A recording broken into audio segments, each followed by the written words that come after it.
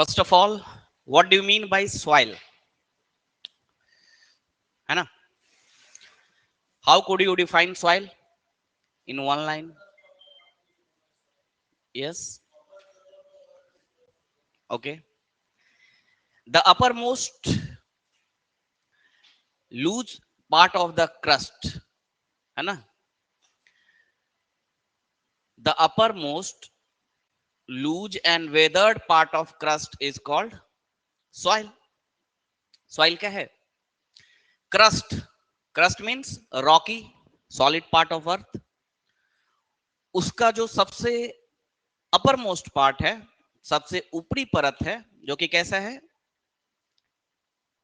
Loose. The upper most loose and weathered part of earth crust is called soil. Earth crust कैसा है? समझिए, process समझिए कैसे बनता है सॉइल.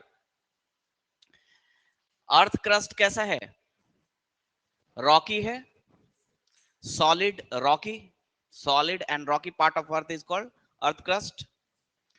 और अर्थ क्रस्ट का top most layer, top most सबसे ऊपर वाला लेयर, सबसे ऊपरी परत, जो कैसा है? लूज है, डिसइंटीग्रेटेड है, डिसइंटीग्रेटेड है, या फिर इसको कह सकते हैं वेदर्ड है ना? लूज, डिसइंटीग्रेटेड या वेदर्ड. वेदर्ड बताया था मैंने.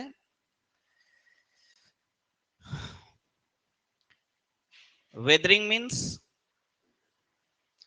डिसइंटीग्रेशन और decomposition of rock is called weathering. तो सबसे पहले क्या होगा? रॉक की वेदरिंग होगी. वेदरिंग क्यों होती है? What is the reason of weathering? Rock weather. देखिए सॉइल कैसे बनेगा. सबसे पहले फर्स्ट प्रोसेस क्या है सॉइल के वेदर्ड होने का, सॉरी, सॉइल के फॉर्मेशन का? जो रॉक है उसकी वेदरिंग होगी. वेदरिंग मींस दो टर्म याद रखना है. वेदरिंग में दो टर्म, डिसइंटीग्रेशन और दूसरा डिकम्पोजिशन. ये दोनों टर्म यूज होता है वेदरिंग के लिए. Rock crust is a rocky part of earth, है ना? First of all the weathering of rock occurs, है ना? वेदरिंग क्या होता है? How could you define weathering? Weathering is yes,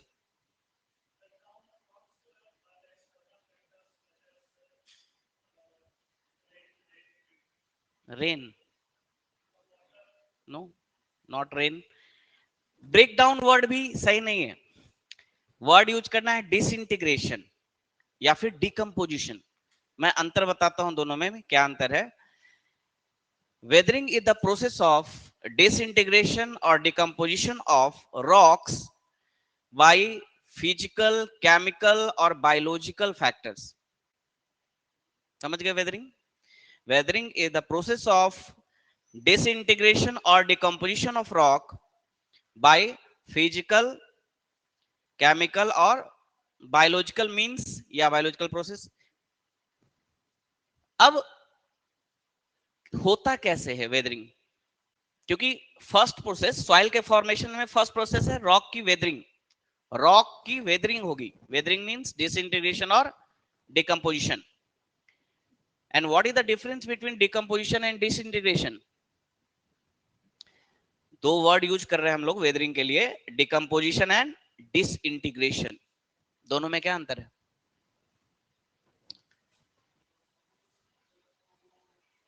yes yes, good. Decompose होना. हाँ, what is the meaning of decompose होना? Decaying. What is the meaning of decaying? सरना. Yes, लेकिन आप लोग वो टर्म यूज नहीं कर रहे हैं, केमिकल प्रोसेस. देखिए, decomposition is a chemical process, है ना? Decaying is a type of decomposition. Organic matter का डिकम्पोजिशन होता है, उसको डिकेइंग कहते हैं।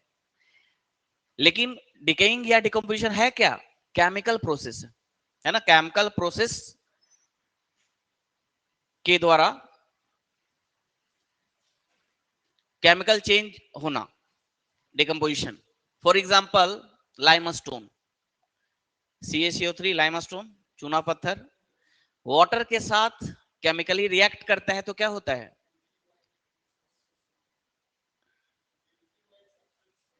हाँ, घुलता है ना, घुल जाता है ना, डिकम्पोजिशन उसी को कहते हैं। कहीं लाइमस्टोन है, वाटर के कांटेक्ट में आया, वाटर हाइड्रेशन, हाइड्रेशन प्रोसेस है, hydration process is a chemical process. Water के कांटेक्ट में आया, वाटर के साथ रिएक्शन किया, क्या बन गया? डिकम्पोज हो गया। डिकम्पोज मींस लूज हो गया, अब उसका कॉन्स्टिट्यूएंट वैसा नहीं रहा जैसा वो सॉलिड में था, तो decomposition. It's also type of weathering, but कैसा वेदरिंग होगा? Chemical weathering. केमिकल वेदरिंग में क्या होगा? डिकम्पोजिशन होगा। केमिकल वेदरिंग मींस या तो हाइड्रेशन के द्वारा या ऑक्सीडेशन। एक और एग्जांपल है, जैसे आयरन है, रॉक्स आपने देखा है ना, रॉक्स किस चीज का बना होता है? Rocks, rocks is the aggregation of minerals. Rocks कई तरह के मिनरल से मिलकर बनता है, उसमें से दो इंपॉर्टेंट, सबसे इंपॉर्टेंट मिनरल्स हैं फेल्डस्पार एंड क्वार्ट्ज। हाँ, क्वार्ट्ज।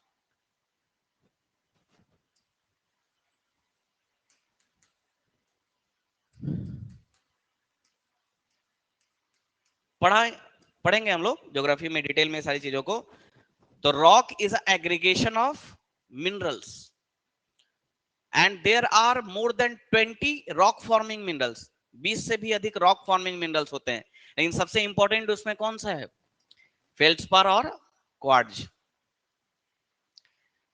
अनअकैडमी अब सिर्फ ऑनलाइन नहीं बल्कि ऑफलाइन भी अवेलेबल है। बिहार के पटना के बोरिंग रोड इलाके में भी हमारा ब्रांच अवेलेबल है, जहां पर बीपीएससी के हिंदी और इंग्लिश माध्यम के बैचेस ऑलरेडी शुरू हो चुके हैं। तो अनअकैडमी में मिलता है आप सभी को बेस्ट फैकल्टी के साथ पढ़ने का मौका। इसके साथ अन्य सुविधाएं जैसे वीकली करंट अफेयर्स की classes with monthly magazine, weekly test series जो कि बीपीएससी के पैटर्न पर ही आधारित होते हैं। इसके अलावा अपनी फैकल्टीज के साथ 1-to-1 इंटरेक्शन करने का मौका और किसी भी डाउट को सॉल्व करने के लिए 1-to-1 मेंटरिंग सेशन। तो देर मत करें, ज्वाइन करें Unacademy, India's best learning platform को, और अपने सपने को साकार करें। मिनरल्स क्या होते हैं फिर?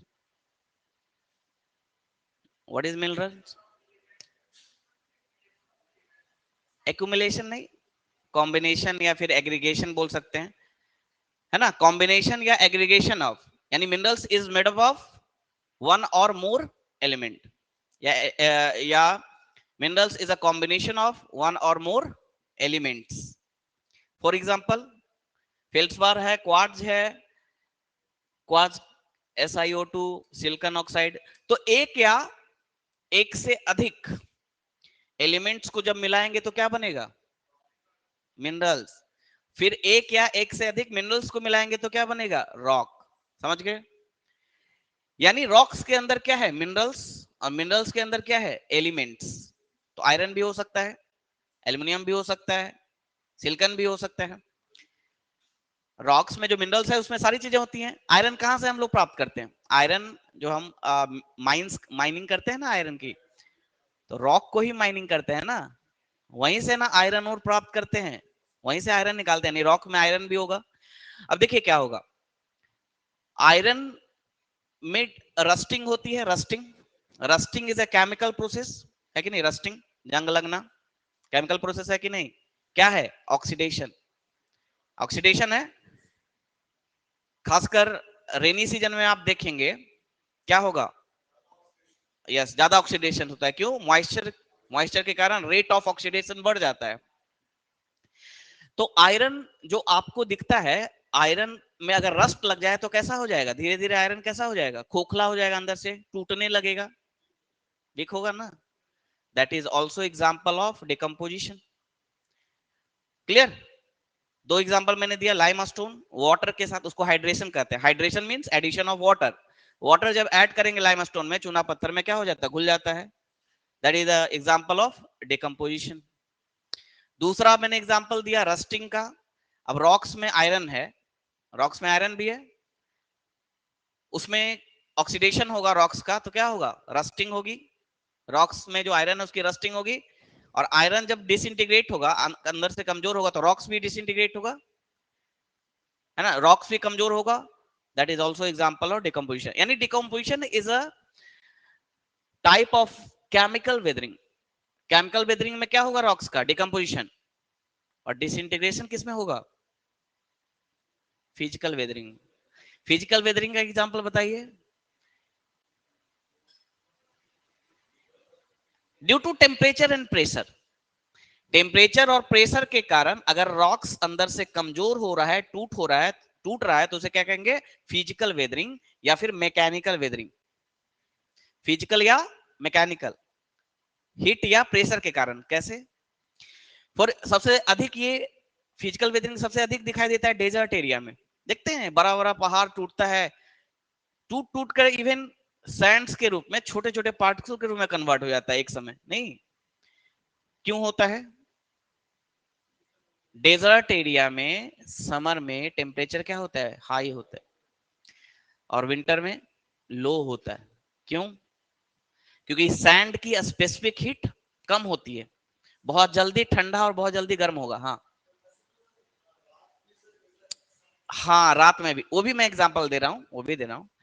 समर में बहुत ज्यादा हीट के कारण रॉक्स फैलेगा, किसी भी चीज को गर्म, कोई भी चीज जब गर्म होता है तो क्या होता है, फैलता है ना, फैलता है कि नहीं फैलता है। और जब वो ठंडा होता है, ठंड जैसे ठंड का मौसम है तो ठंडा होगा रॉक, तो क्या होगा, कॉम्प्रेस होगा, सिकुड़ेगा, कॉन्ट्रैक्ट होगा, और ये प्रोसेस प्रोसेस हर साल चलेगी। इवन कि एक दिन में भी, दिन में डेजर्ट एरिया में बहुत गर्मी रहती है, बहुत हाई टेम्परेचर होता है, और रात में बहुत ठंड होती है, कंबल ओढ़ना पड़ता है। गए कभी, मैं तो जैसलमेर तक नहीं गया, जयपुर तक गया था, लेकिन वहां भी ये इफेक्ट मुझे देखने को मिला। दिन में बहुत गर्मी, गर्मी के अगर समर के मौसम में गया था, और रात में लिटरली कंबल ओढ़ना पड़ा, इतनी ठंड। सैंड के कारण, सैंड बहुत जल्दी गर्म और बहुत जल्दी ठंडा होता है, स्पेसिफिक हीट कम होती है उसकी। अब इसके कारण क्या होगा, दिन में रॉक फैल रहा है, चौड़ा हो रहा है, फैल कर, है ना, और रात में सिकुड़ रहा है। इसके कारण, फैलने और सिकुड़ने के कारण रॉक्स में क्या होगा, स्ट्रेन डेवलप होगा, स्ट्रेन, तनाव, स्ट्रेन, और वहां से वो ब्रेक करेगा अंदर से। किसी भी चीज को फैलाते हैं फिर वो करते हैं तो क्या होता है, स्ट्रेन डेवलप होता है ना। किसी चीज को फैलाएं फिर मोड़े, फिर फैलाएं फिर मोड़े, क्या होगा, स्ट्रेन डेवलप होगा, और उसके कारण उसमें क्रैक्स डेवलप होंगे और अंदर से कमजोर हो जाएगा। इसी को क्या कहेंगे, डिसइंटीग्रेशन। तो फिजिकल वेदरिंग के कारण क्या होगा, रॉक्स का डिसइंटीग्रेशन, और केमिकल वेदरिंग के कारण क्या होगा, रॉक्स का डिकम्पोजिशन। क्लियर है, ये डिटेल में और पढ़ेंगे हम लोग, वेदरिंग, इरोजन, ये सब। तो रॉक्स का क्या हुआ, वेदरिंग। वेदरिंग किसी भी कारण से हो सकता है, फिजिकल या केमिकल हो सकता है। डेजर्ट एरिया में ज्यादा प्रोमिनेंट क्या होता है, फिजिकल वेदरिंग, है ना, क्योंकि डेजर्ट एरिया में वाटर तो है नहीं, तो ऐड क्या होगा, केमिकल। वो होना मुश्किल है वहां पे, डेजर्ट एरिया में केमिकल वेदरिंग होना मुश्किल है, due to lack of water या मॉइस्चर। यानी फिजिकल वेदरिंग अधिक होगा डेजर्ट एरिया में, और जहां पे रिवर वाला एरिया है या जहां पे अधिक बारिश होती है, वहां पे कौन सी वेदरिंग ज्यादा प्रोमिनेंट होगी, केमिकल वेदरिंग। तो वेदरिंग कोई सा भी हो। तीसरा होता है बायोलॉजिकल वेदरिंग। बायोलॉजिकल वेदरिंग कैसे हो सकता है, किसी भी प्लांट, एनिमल या ह्यूमन के कारण अगर वेदरिंग हो रही है तो उसे कहेंगे बायोलॉजिकल वेदरिंग। जैसे प्लांट्स के रूट्स रॉक्स में चले गए अंदर तक, और उसको क्या किया, अंदर से कमजोर कर दिया, डिसइंटीग्रेट कर दिया। एनिमल से कैसे हो सकता है, एनिमल के जो एक्सक्रेटा होता है, एक्सक्रेटा समझते हैं ना, वेस्ट प्रोडक्ट, उसमें कुछ केमिकल्स होगा, वो केमिकल रिएक्शन करेगा, डिकम्पोज करेगा।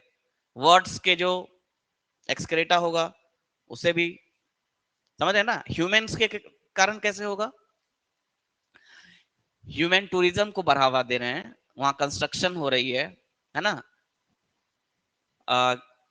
क्या बोलते हैं उसका, टनल बनाए जा रहे हैं, रोड हाईवे बनाए जा रहे हैं, तो इससे भी तो रॉक स्टेटा कमजोर होगा ना अंदर से। तो इसको भी बायोलॉजिकल वेदरिंग में रखेंगे, ठीक है।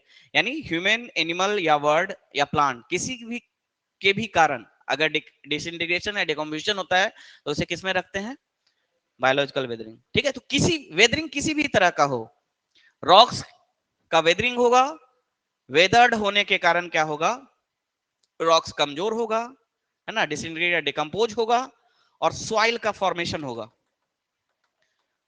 और क्या सॉइल के फॉर्मेशन में और कौन सा फैक्टर, यानी सॉइल के फॉर्मेशन में सबसे इंपॉर्टेंट फैक्टर क्या है, वेदरिंग। वेदरिंग किसका हो रहा है, रॉक्स का। इसको पेरेंट मटेरियल कहते हैं, रॉक्स का, है ना, पेरेंट मटेरियल। जैसे आप जाएंगे डेक्कन प्लेटू में, तो डेक्कन प्लेटू में ब्लैक सॉइल मिलेगा, क्यों, क्योंकि पेरेंट मटेरियल, पेरेंट रॉक कैसा है, बेसॉल्ट। बताया था ना, बेसॉल्टिक लावा से बना है डेक्कन प्लेटू। डेक्कन ट्रैप नहीं बताया था मैंने, रिवीजन तो करते नहीं है ना, कुछ एडिशन करते हैं खुद से, है ना, कि थोड़ा पढ़े उसके बारे में, जानकारी ले। मैंने बताया था ना, डेक्कन ट्रैप पढ़ा रहा था तो जियोलॉजिकल स्ट्रक्चर पढ़ा रहा था, तो फ्लो चार्ट में बताया था कि नहीं, डेक्कन ट्रैप। डेक्कन ट्रैप कैसे बना है, डेक्कन वाला area by basaltic lava, by deposition of basaltic lava. Reunion island के पास से गुजर रहा था इंडियन प्लेट, उसमें क्रैक्स थे, क्रैक्स के थ्रू बेसॉल्टिक लावा ऊपर आया जमा, और प्लेटू का फॉर्मेशन हुआ बड़े एरिया में। अब बेसॉल्टिक लावा कैसा होता है, बेसॉल्ट से बना है, बेसॉल्ट रॉक से बना है डेक्कन प्लेटू। तो जब उससे सॉइल बनेगा तो कैसा होगा, ब्लैक सॉइल होगा, ब्लैक कलर का, क्योंकि बेसॉल्ट कैसा होता है, बेसिक नेचर का होता है। बेसिक मतलब क्षारीय, बेसिक नेचर का होता है। बेसिक का कलर कैसा होता है, ब्लैक होता है, डार्क होता है, समझ रहे हैं ना। तो सॉइल के फॉर्मेशन, बहुत डिटेल में मैं नहीं जा रहा हूँ, सॉइल के ज्योग्राफी में पढ़ना है। सॉइल के फॉर्मेशन में सबसे इंपॉर्टेंट फैक्टर क्या होता है, पेरेंट मटेरियल, है ना। पेरेंट किस मटेरियल से बना है, किससे बना है ना, किससे बना है सॉइल। तो और क्या इंपॉर्टेंट फैक्टर हो सकता है, क्लाइमेट। नहीं, कोई भी सॉइल कैसा है क्लाइमेट का इफेक्ट नहीं होता है। सॉइल में कितना मॉइस्चर होगा, कौन डिसाइड करेगा, rainfall. Rainfall is a part of climate, है कि नहीं, नहीं। हाँ, क्लाइमेट के बाद topography of the area, topography कैसी है ना, माउंटेन है या प्लेन है। माउंटेन होगा तो माउंटेनियस सॉइल होगा, फॉरेस्ट होगी तो फॉरेस्ट सॉइल, प्लेन एरिया है तो एलिवियल सॉइल, एलिवियल में भी खादर और बांगर। अब ये सारी बेसिक कॉन्सेप्ट रहेगा दिमाग में, तभी आप बिहार का सॉइल को आइडेंटिफाई कर पाएंगे, कहां पे कैसा सॉइल होगा, है ना। टोपोग्राफी, क्लाइमेट, और वो तो क्लाइमेट में ही हो गया, क्लाइमेट में रेनफॉल और टेम्परेचर दोनों आता है, और सॉइल के फॉर्मेशन में दोनों इंपॉर्टेंट है। रेनफॉल कैसे, मॉइस्चर को डिसाइड करता है, टेम्परेचर कैसे, टेम्परेचर, हाँ, वेदरिंग में, वेदरिंग को डिसाइड करता है। साथ ही साथ कुछ माइक्रोब्स होते हैं सॉइल में जो इंपॉर्टेंट है सॉइल के लिए, वो भी डिपेंड करते हैं टेम्परेचर पे, है ना, मॉइस्चर और टेम्परेचर पे। तो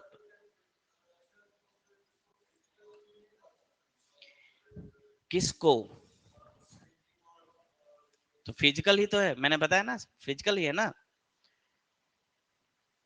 कॉन्ट्रैक्शन और क्या बोलते हैं उसको, हाँ, वो तो मैं फिजिकल वेदरिंग में ही बताया, प्रेशर और टेम्परेचर के कारण।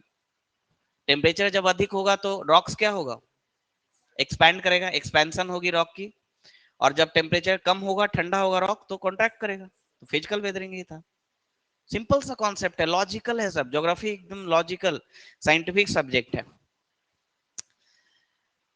हाँ, कहाँ थे, तो कौन कौन से, मैं अभी सॉइल के फॉर्मेशन में नहीं जा रहा हूँ, वो ज्योग्राफी पढ़ेंगे हम लोग, तो इंडियन ज्योग्राफी तो वहां पे डिटेल में डिस्कस करेंगे। बिहार ज्योग्राफी उतना नहीं है, ये थोड़ा बहुत समझना जरूरी है। सबसे इंपॉर्टेंट फैक्टर्स जो डिसाइड करता है सॉइल के फॉर्मेशन को, वो है पेरेंट मटेरियल, दूसरा क्लाइमेट, तीसरा टोपोग्राफी। इन्होंने कहा कैसा टोपोग्राफी है वहां पर, टोपोग्राफी मींस लैंडफॉर्म कैसा है, पहाड़ है, पठार है, क्या है, प्लेन एरिया है, कैसा है, तराई रीजन है या फिर क्या है। और वो तो क्लाइमेट में आ गया ना, क्लाइमेट में टेम्परेचर और प्रेसिपिटेशन। एक इंपॉर्टेंट फैक्टर है वेजिटेशन। सॉइल में जो ह्यूमस होती है, ह्यूमस समझते हैं, ह्यूमस मींस ऑर्गेनिक मैटर। जब पेड़ पौधे मरते हैं या पत्ते जब गिरते हैं सड़ने के बाद, वो ऑर्गेनिक मैटर में कन्वर्ट होते हैं, जिसे ह्यूमस कहा जाता है। और सॉइल में अगर ह्यूमस है तो बहुत फर्टाइल सॉइल माना जाता है। सॉइल में ह्यूमस होना मतलब फर्टाइल, यानी ऑर्गेनिक मैटर होना मींस फर्टाइल सॉइल। तो वेजिटेशन भी अफेक्ट करता है कि नहीं सॉइल के फॉर्मेशन को। जहां पे अधिक वेजिटेशन होगा वहां पे ह्यूमस की मात्रा अधिक होगी, सॉइल फर्टाइल होगा। तो वेजिटेशन भी अफेक्ट कर रहा है। और तो रटना नहीं है, सम सोचना है। और एक और फैक्टर है, वो है time. Time is also important factor that decide the formation of soil। कैसे? बेसिक थोड़ा मैं बता दिया आपको। देखिए सॉइल की डिफरेंट प्रोफाइल होती है। Profile means layers. सॉइल की क्या होती है? डिफरेंट लेयर्स, प्रोफाइल उसको कहते हैं। अगर कम समय देंगे आप सॉइल को तो कम लेयर होंगे, प्रोफाइल कम होगी। अगर समय अधिक देंगे सॉइल को बनने के लिए, बहुत पहले से सॉइल बनता आ रहा है, उसमें अधिक प्रोफाइल होगा, अधिक लेयर होगा। और जितनी अधिक लेयर होगी उतना वो फर्टाइल होगा सॉइल। क्यों? देखिए जैसे ये टॉप लेयर है, ए या कुछ भी नाम देते हैं, ए बी सी ऐसे करके। यहां पे न्यूट्रिएंट्स अवेलेबल है, मान लीजिए एनपीके। प्राइमरी न्यूट्रिएंट्स तो यही है ना, नाइट्रोजन फास्फोरस एंड पोटेशियम। और भी है secondary nutrients, calcium, zinc, copper, बहुत सारे हैं। लेकिन प्राइमरी है एनपीके। तो मान लीजिए यहाँ पे एनपीके, दूसरा प्रोफाइल बना, दूसरा लेयर बना सॉइल का। दूसरे लेयर में भी क्या है? नहीं अभी नहीं, ये सॉइल ही है, पूरा पूरा सॉइल है, लेयर अलग अलग है। दूसरे लेयर में भी मान लीजिए एनपीके है। अब देखिए कोई पौधा आपने उगाया और उसकी जड़ें क्या थी? छोटी थी। किसी पौधे को आपने कल्टीवेट किया, उसकी जड़ें छोटी थी, वो कहां से न्यूट्रिएंट्स लेगा? इस वाले प्रोफाइल से, इस वाले लेयर से। और धीरे धीरे क्या होगा, एक ही तरह के पौधा अगर आप उगाएंगे एक ही तरह का, तो ये खत्म, एनपीके की कमी आ जाएगी उस लेयर में। फिर क्या करेंगे? तो सॉइल का यूज ही नहीं हो पाएगा फिर। लेकिन जिस सॉइल का प्रोफाइल डीप होता है, मतलब डेप्थ तक होता है, उस सॉइल की फर्टिलिटी अधिक होती है। वो अधिक से अधिक क्रॉप्स को सपोर्ट कर सकता है। कैसे? आप क्या करेंगे, कोई दूसरा पौधा उगाएंगे जिसकी जड़ें लंबी हो। ऐसे पौधे को उगाएंगे जिसकी जड़ें कैसी हो? लंबी हो। तो वो क्या करेगा, दूसरे प्रोफाइल से वो न्यूट्रिएंट्स को ले सकता है। तब तक पहला जो लेयर है उसमें न्यूट्रिएंट्स का रिप्लेनिशमेंट हो सकता है। तो इसीलिए सॉइल का प्रोफाइल किस पर डिपेंड कर रहा है? टाइम पर। जितना आप समय देंगे सॉइल को बनने के लिए, जितना पुराना सॉइल होगा उसमें अधिक प्रोफाइल होगी। और जितनी अधिक प्रोफाइल होगी उतनी उतने अधिक क्रॉप्स को वो सपोर्ट कर पाएगा। क्लियर? तो ये सारे फैक्टर्स है, अब रटना नहीं है फैक्टर्स को, या अभी लिखने की जरूरत नहीं है। जब इंडियन ज्योग्राफी पढ़ेंगे ना वहां पे फैक्टर्स लिखेंगे। लेकिन याद रखना है सॉइल के फॉर्मेशन किस पे डिपेंड करता है? पेरेंट्स रॉक्स, क्लाइमेट, क्लाइमेट में दोनों आ गया, टेम्परेचर और प्रेसिपिटेशन। तीसरा टोपोग्राफी, चौथा वेजिटेशन, पांचवा टाइम। तो ये याद रखना है। अब बिहार के सॉइल की बात करें,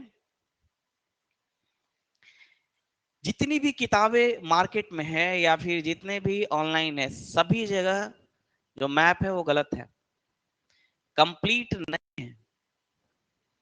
किसी ने किसी सॉइल को छोड़ दिया है या गलत दिखा दिया है ना। तो मैं लगभग सारे मटेरियल को रेफर किया अपने पढ़ने के समय ही, मुझे कोई कंप्लीट नहीं। तो बाद में बहुत सारे जगह से उसको रेफर किया, बहुत सारे रिपोर्ट निकाले जाते हैं सॉइल पर, वहां से मैंने वो देखा कौन कौन से सॉइल है बिहार में। तो मैंने ड्रॉ किया खुद से एक मैप, जो परफेक्ट तो नहीं लेकिन हाँ क्लोज, 90% सही हो सकता है।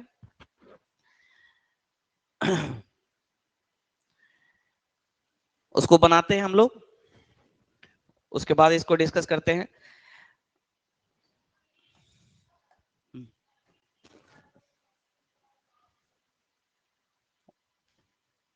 पार्डन,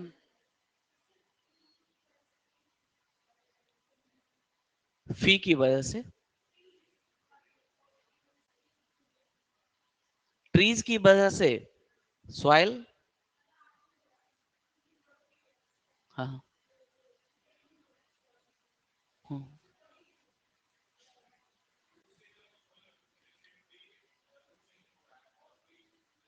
सॉइल का और कोई यूज नहीं है ये बोल रही है। मेन यूज तो वही है ना, और भी बहुत सारा यूज है सॉइल का, जैसे परकुलेशन होता है रेन वाटर का, है ना, ग्राउंड वाटर स्टोर होता है, एक्यूफर में वाटर स्टोर होता है, सॉइल के थ्रू ही तो होता है। अगर रॉक होगा तो कैसे होगा? सॉइल के और भी यूज है, लेकिन मेन यूज क्या है? कल्टीवेशन ऑफ क्रॉप ही ना, मेन तो वही है, cultivation of crops. Plants nutrients extract करते हैं सॉइल से ही। प्लांट्स को न्यूट्रिएंट्स कहां से मिलता है? सॉइल से। वो तो सॉइल में कमी हो गई इसलिए बाहर से ऐड कर रहे हैं ना फर्टिलाइजर्स को। नेचर ने क्या दिया है? जैसे आपको भूख लगती है, आपको न्यूट्रिएंट्स चाहिए, तो आप क्या करते हैं? एनवायरमेंट इकोलॉजी पढ़ेंगे हम लोग थोड़ा बहुत, तो उसमें देखेंगे जब हम फूड चेन की बात करते हैं या पिरामिड की बात करते हैं तो सबसे नीचे होता है प्रोड्यूसर।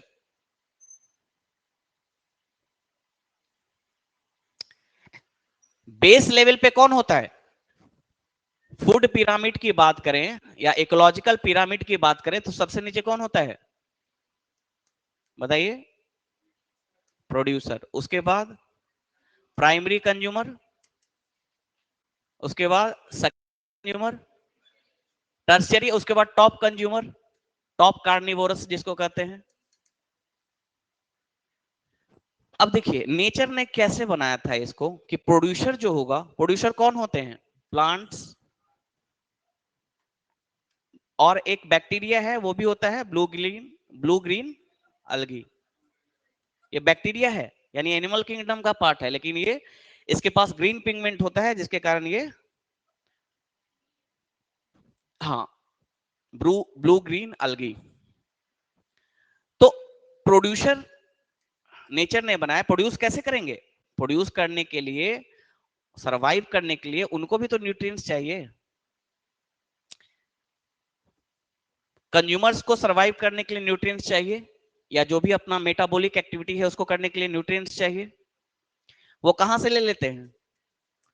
प्रोड्यूसर से। लेकिन प्रोड्यूसर कहां से लेंगे? क्या उसको कंज्यूमर से देगा ऊपर से? तो नेचुरली बनाया गया कि सॉइल से लेगा। Soil is the reservoir of nutrients for producers, है कि नहीं? सॉइल का मेन क्या है? न्यूट्रिएंट्स प्रोवाइड करता है किसको? न्यूट्रिएंट्स एंड वाटर, है ना, न्यूट्रिएंट्स एंड वाटर, वाटर भी न्यूट्रिएंट्स में आ जाएगा। तो न्यूट्रिएंट्स प्रोवाइड करता है किसको? प्लांट्स को। तो सॉइल का मेन काम तो यही है ना, है कि नहीं? और भी, और भी अलग अलग वर्क हो सकता है सॉइल का, ठीक है। ओके, तो यहाँ पे इस डायग्राम को बनाने की कोशिश करते हैं। इसके लिए क्या करते हैं ना, जो प्लेन मैप है बिहार का उसको निकालते हैं डिस्ट्रिक्ट के साथ, तब थोड़ा क्लियर होगा आइडिया।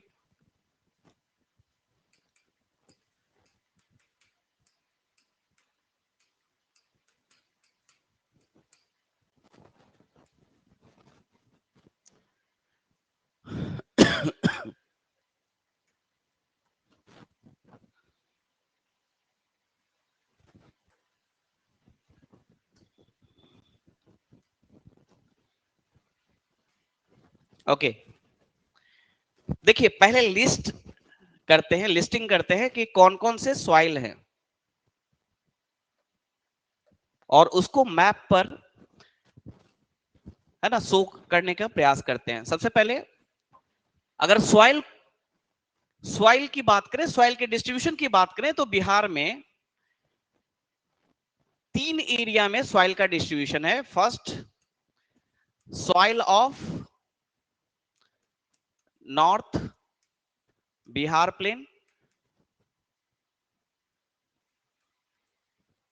ठीक है। Second, soil of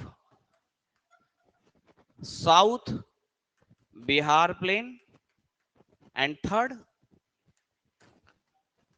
soil of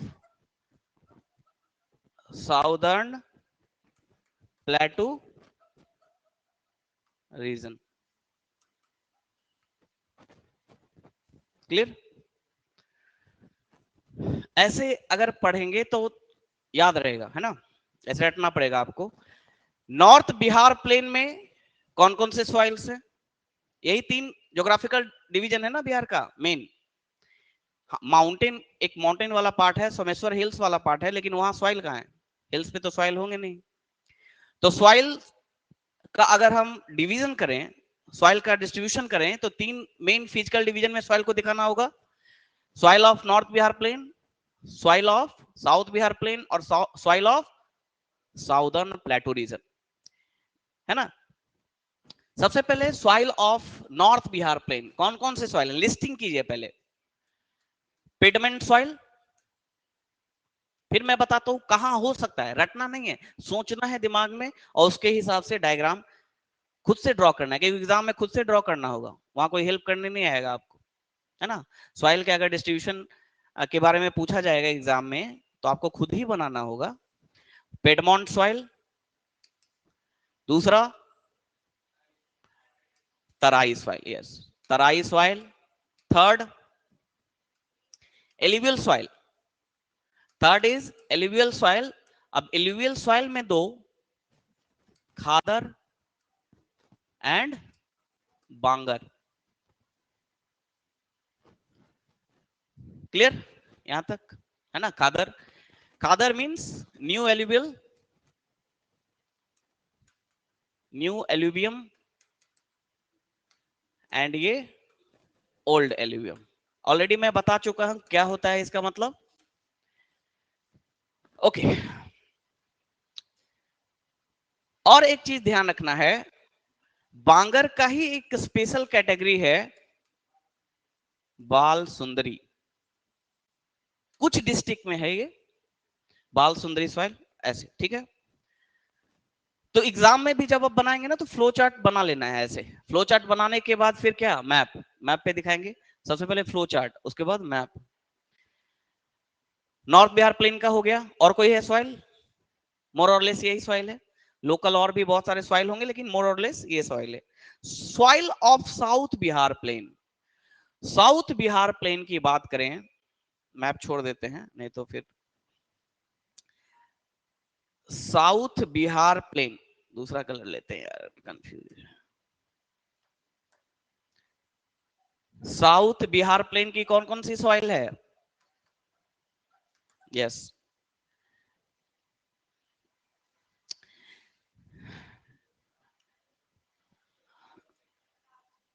एक मिनट। मेनली जो साउथ बिहार प्लेन में जो मेन सॉइल है, टाल सॉइल, बांगर, बांगर को ही यहां पर क्या कहते हैं, बांगर 2 तरह का सॉइल है साउथ बिहार में। बांगर जो सॉइल है वो 2 तरह का है, 2 नाम है, करेल, केवाल, ये बांगर सॉइल है ना। 2 तरह का, बताऊंगा डिफरेंस क्या है दोनों में। ताल सॉइल, बांगर सॉइल है। खादर बहुत ज्यादा प्रोमिनेंट नहीं है, अब चूंकि गंगा है तो गंगा का साउथ वाला पार्ट थोड़ा बहुत तो खादर होगा, लेकिन मैप में दिखाने की जरूरत नहीं है। खादर तो होगा ही ना, न्यू एल्यूवियम रिवर है वहां आसपास, तो फ्लड प्लेन है तो वहां होगा ही, लेकिन नहीं दिखाना है, बांगर दिखाना है। और बांगर यहाँ पर साउथ बिहार प्लेन में 2 है, कराई केवल, कराई केवल, बताएंगे डिफरेंस क्या है दोनों में। टाल सॉइल, टाल सॉइल नीचे वाला जो सॉसर शेप वाला रीजन है, लो लैंग एरिया है गंगा के साउथ में, वहां पे कैसा सॉइल, टाल सॉइल। उसके बाद और बताइए, बलथर, बालथर बोलते हैं, बालथर सॉइल। और बताइए, बालथर हो गया। 2 और सॉइल है, 2 क्या 3 है।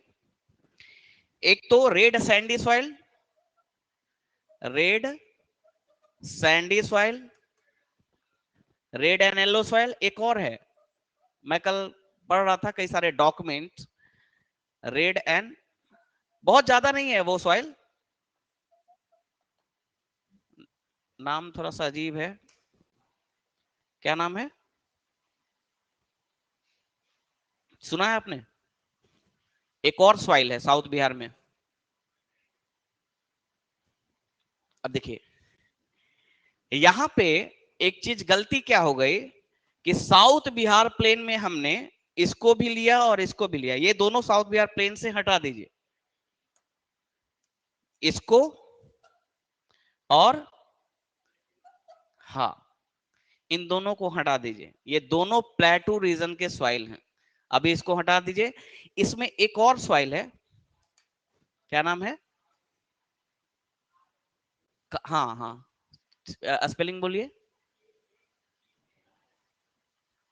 कगारी, कागरी बोलते हैं प्रोनाउंसिएशन, कागरी या कगारी, कगारी शायद बोलते हैं, कगारी, कगारी। Yes, KAGARI। ये हो गया सारा। साउथ बिहार प्लेन में कगारी, ताल, टाल, बांगर, बांगर को ही करैल, केवाल और बालथर। क्लियर? हाँ, बालथर।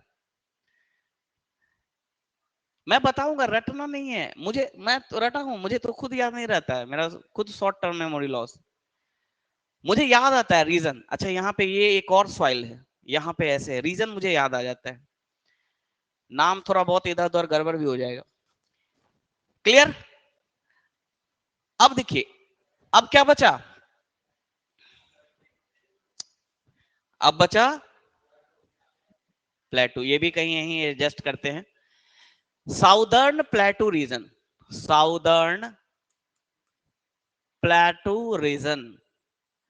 प्लेटू है लेकिन सॉइल होगा ना, पठार है, पठार के ऊपर भी तो खेती की जाती है। पूरा पेनिनसुलर प्लेटू साउथ इंडिया तो पठार ही है, खेती नहीं होती है, सॉइल है ना। डेक्कन प्लेटू सॉइल है ना, ब्लैक सॉइल, तो प्लेटू है तो सॉइल तो होगा ना, है ना। बस हाइट, लैंडफॉर्म, टोपोग्राफी कैसी है, रिलीफ फीचर्स कैसा है, थोड़ा सा एलिवेशन है। हाँ, तो इसमें दो तरह का सॉइल है, रेड सैंडी सॉइल और दूसरा red and yellow soil. Clear हो गया? Listing complete. किसी भी किताब में ये कंप्लीट लिस्ट नहीं है, किसी में कगारी छोड़ा हुआ है, किसी में बाल सुंदरी को छोड़ दिया है, इवन इम्तियाज अहमद की भी किताब में पूरी ये सारी टाइप्स नहीं है। हाँ, लेकिन ये कंप्लीट है, अगर इतना आप लिख कर आते हैं तो ये कंप्लीट सॉइल है ना। इससे मैं बताता, कगारी, सोन, क्यूल, गंगा का जो साउदर्न ट्रिब्यूटरी है ना, पुनपुन, इसके किनारों पर मिलता है। गंगा की जो साउथ वाली जो ट्रिब्यूटरी रिवर है, south means right hand, Ganga की जो राइट हैंड ट्रिब्यूटरी है उसके किनारों पर नेचुरल लिवी के रूप में ये सॉइल मिलते हैं। Natural Levi means embankment, natural embankment, किनारों पर जो रिवर जमा करती है ना, यहां पे कगारी सॉइल मिलता है। हाँ, सोन, क्यूल, पुनपुन, ये सब जो राइट हैंड ट्रिब्यूटरी है गंगा के बिहार में, उसके किनारों पर ये सॉइल मिलता है, कगारी। ठीक है, मैं रीजन बता देता हूं, मैं क्षेत्र बता देता हूं, है ना, क्षेत्र मैं बता देता हूं, टेंशन नहीं लेना है, और मैप पे उसी तरह उसको दिखा देना है। सबसे पहले नॉर्थ बिहार प्लेन, यही है हमारा, सबको विजुअल है।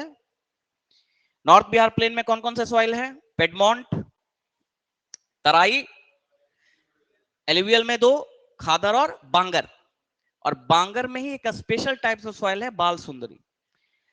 साउथ बिहार प्लेन में इतने सारे सॉइल हैं, कगारी, टाल, बांगर में को ही करैल, केवाल कहते हैं, बालथर।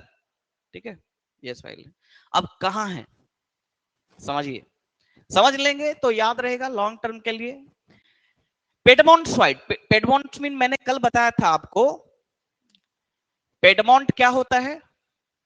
माउंटेन्स का, देखिए ये माउंटेन है, ये माउंटेन खत्म हो रहा है, इसका जो सिंक्लाइन वाला पार्ट है, यहाँ पे डिपोजिशन के कारण ये क्या बनेगा? प्लेन बनेगा ना। प्लेन बनेगा। ये वाला जो पार्ट है जो माउंटेन और प्लेन को कनेक्ट करता है, रॉकी पार्ट, उसको कहते हैं पिडमोंट। पिडमोंट लिखा है मैंने यहां पे, पिडमोंट। और इसके ऊपर जो सॉइल मिलेगा वो आपको पिडमोंट सॉइल मिलेगा। पिडमोंट क्या है? ट्रांजिशन जोन है किसके बीच में? माउंटेन और प्लेन के बीच में। Piedmont is the transition zone between mountain and plain. Process को समझेंगे ना तो याद रहेगा, प्रोसेस को अगर नहीं समझेंगे तो रटना पड़ेगा। जब फोल्डिंग होती है, कौन से माउंटेन है बिहार के नॉर्थ में? हिमालय है, शिवालिक। कैसे बना है? फोल्डिंग से। फोल्ड माउंटेन है, फोल्ड माउंटेन, फोल्ड हुआ होगा। फोल्ड होने से क्या होता है? देखिए, एक ऊंचा वाला पार्ट रहता है उठा हुआ, जिसको एंटीक्लाइन बोलते हैं, और एक डिप्रेशन वाला पार्ट होता है, गड्ढा वाला पार्ट, जिसे सिंक्लाइन बोलते हैं। तो लास्ट में शिवालिक है, लास्ट में शिवालिक है जो बिहार से टच कर रहा है, शिवालिक है। तो ये वाला पार्ट भी होगा ना, सिंक्लाइन भी होगा उसके साथ। डायरेक्ट ऐसे होगा? ऐसा हो ही नहीं सकता। माउंटेन अगर फोल्ड है तो ऐसा हो ही नहीं सकता है। माउंटेन के साथ साथ ये वाला पार्ट भी होगा ना, फोल्ड वाला, सिंक्लाइन वाला भी पार्ट होगा ना। तो ये शिवालिक है लास्ट, और यहां से बिहार स्टार्ट हो रहा है ना। इसी सिंक्लाइन, इसी गड्ढे में क्या हुआ? रिवर्स के द्वारा लाए गए सेडिमेंट्स जमा हुए और ये क्या बन गया? प्लेन। क्या बन गया? प्लेन। तो प्लेन और माउंटेन को कनेक्ट करने वाला जो पार्ट है, ये, इसी को क्या कहते हैं? पिडमोंट। ये भी रॉकी होगा पार्ट, होगा ना, रॉकी पत्थर वाला पार्ट। लेकिन डिसइंटीग्रेशन के कारण, डिकम्पोजिशन के कारण वहां भी सॉइल का फॉर्मेशन हुआ होगा, वेदरिंग के कारण। तो उस सॉइल को क्या कहेंगे? Piedmont soil. कहां मिलेगा? फुट हिल्स पर। शिवालिक जहां खत्म हो रहा है,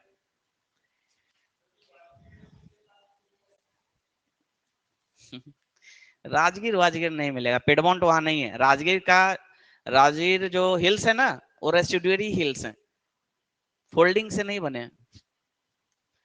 हिमालय के जैसे वही पिडमोंट होगा ना, फोल्डिंग होगा तो ऐसे तभी होगा सिंक्लाइन। और